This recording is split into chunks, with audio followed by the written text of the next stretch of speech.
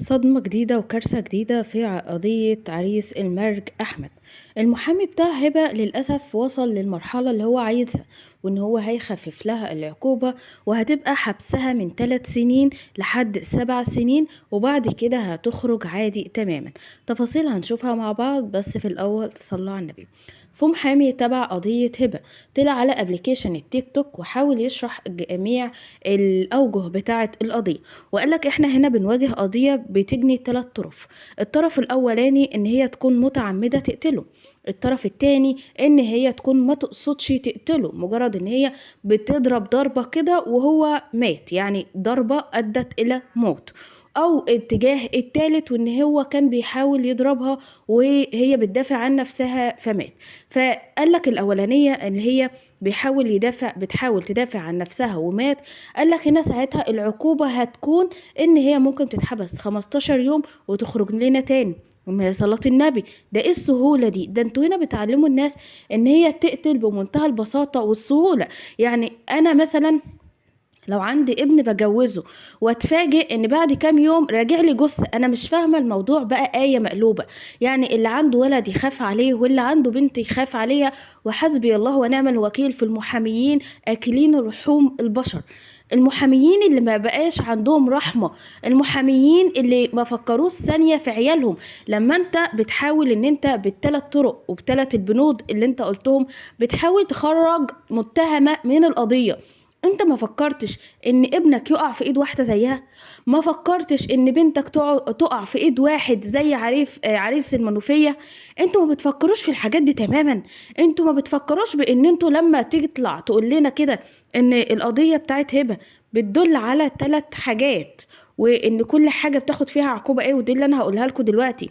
ما فكرتش هنا ان انت ابنك لما يتجوز انت تدي مساحة لمراته ان هي تطلع تعمل نفس اللي حصل، او بتدي مساحة لراجل ان هو يعمل في بنتك نفس اللي حصل؟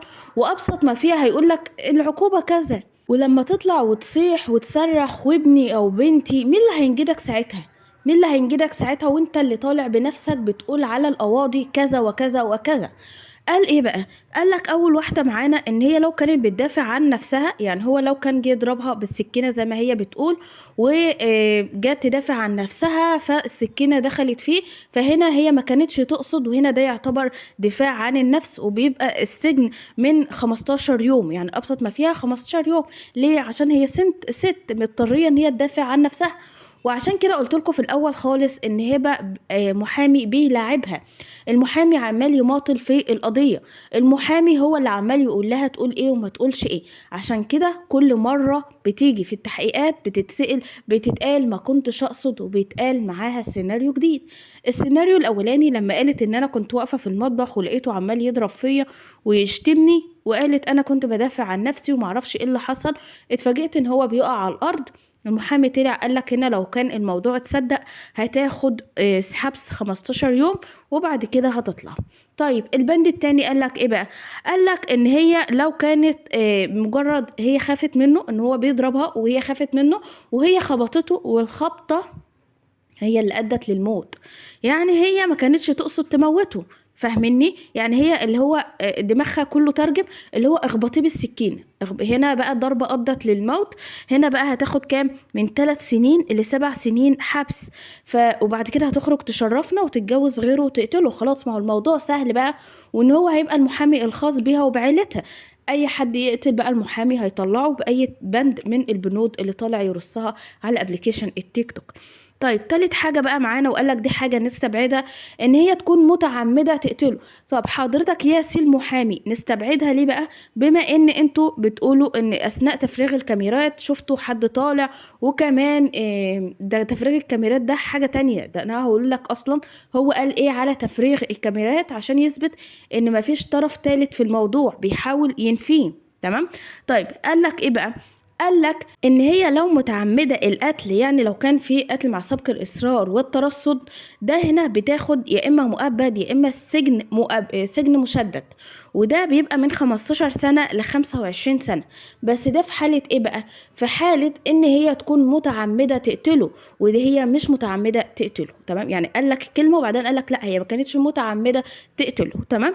طيب قال لك ايه بقى على حوار تفريغ الكاميرات؟ بس المحامي طلع وقال على ابلكيشن التيك توك برضو، كل ده في فيديو واحد، فيديو مدته 11 دقيقة. قال ان اثناء تفريغ الكاميرات احنا مش بس بنفرغ وقت وقوع الحادث، احنا بنفرغ قبلها ب 24 ساعة. يعني هو حسيته طالع يدي تمهيد لكل الناس اللي بتطلب بحق احمد، اللي هو احنا يا جماعة عاملين اللي علينا، ما تقلقوش ان هبة هتشرفنا على على الطريق قريب، يعني تطلع على الطريق قريب وهي هتمشي خلاص وتعيش حياتها وهتبقى حرة. فانا بس بمهد لكم الموضوع ان هي ما كانش قصدها اي حاجة وما تظلمهاش عشان تعرف تعيش في المجتمع وتوري وشها للمجتمع. حسيت ان هو بيعمل حاجة زي دي ليه؟ قال ان اثناء تفريغ الكاميرات هو ما فرغش الكاميرات اثناء وقوع الحادث بس، ده مفرغ الكاميرات اثناءها اليوم اللي حصل فيه الحادث، يعني قبلها ب 24 ساعة. تمام، قبلها ب 24 ساعة. وقال ان هما طلعوا حتى بصوا على البيت، يعني اللي هو اخته كانت بتقول ان سطح البيت لازق في بيت تاني يقدر حد يدخل ويخرج منه. فقال لك احنا طلعنا بصينا وشوفنا اذا كان البيت لازق في بيت تاني ولا لا، ولو لازق في بيت تاني فانا هقدر ان انا افرغ الكاميرات اللي في البيت التاني على اساس اشوف مين غريب دخل البيت، وقبلها برضو ب 24 ساعة، وان احنا هنفرغ الكاميرات قبلها برضو ب 24 ساعة بيت احمد عريس المرج. وفرغنا كل الكاميرات الامامية والخلفية. الناس اللي كانت بتقول لي بس ما فيش كاميرات في الشارع، واخته قالت ما فيش كاميرات في الشارع، المحامي انا ما بجيب كلامي، بجيب كلامي من ناس ماسكه القضيه. المحامي قال ان هو تم تفريغ الكاميرات، المحامي بالذات نفسه اللي قال الكلام ده، اذا كان المحامي بتاع احمد او اذا كان المحامي بتاع هبه. يعني بتاع هبه نفسه طلع دلوقتي بفيديو 11 دقيقه عمال بيشرح لنا جوانب القضيه والعواقب اللي بتقابلهم، وكمان بيشرح العقوبات، يعني لو كذا هتاخد كذا، ولو كذا هتاخد كذا، ولو كذا مع اننا مستبعدينها هتاخد كذا. يعني اللي هو بجد محاميين، يعني المحاميين اللي بيدافعوا على الناس قتلت قتلة، اللي هو بيبقى قتلة. يعني انتوا بتبقوا فعلا مصدقين ان هي تيجي تقول لك والله مش قصدي، ده انا بعمل له كده، زي بتاعه اللحمه ده كانوا ماشيين بيزغزغوا بعض، هي كانت بتزغزغه فالسكينه دخلت فيه. حضرتكم طلعتوا قلتوا ان السكينه راشقه في صدره بقيمه 15 سنتي، 25 سنتي، في جرح في راسه بقيمه 15 سنتي. تمام، يعني كل ده وهي ما تقصدش تقتله. يعني انتوا لما طلعتوا قلتوا ان اثناء التحقيقات قالت كذا وكذا وكذا، وان هي ما كانتش تعرف حاجة عن الجريمة اللي في راسه، الجرح اللي في راسه، ده مش معناه ان هي في طرف ثالث معاها في القضية. وانتوا قلتوا ان التقرير الطب الشرعي صرح ان في طرف ثالث في القضية، وان انتوا وريتونا التقرير الطب الشرعي. مش ده كلامكم؟ ليه طالعين دلوقتي بتنفوه؟ هل هم بقى دفعوا لكم زيادة؟ يعني لو كانوا متفقين معاك على 150,000 هيدوك 250,000، فعشان كده بتحاول ان انتوا تعملوا اقصى جهدكم عشان تخرجوها. بجد راعوا ربنا ان انتوا عندكم اولاد واولادكم واولاد اولادكم واولاد اولاد اولادكم. يعني احنا داخلين في زمن صعب، اتقوا الله شوية. بجد حسبي الله ونعم الوكيل. والله يرحم احمد الوحيد اللي مات ومعاه سره ومحدش يعرف عنه حاجه. لو الزمن يرجع لورا نعرف منه الدنيا كان فيها ايه، هيبقى ارحم كتير من العكعكه اللي عماله بتطلع لنا في قضيته. اشوفكم في فيديو جديد، في امان الله، مع السلامه.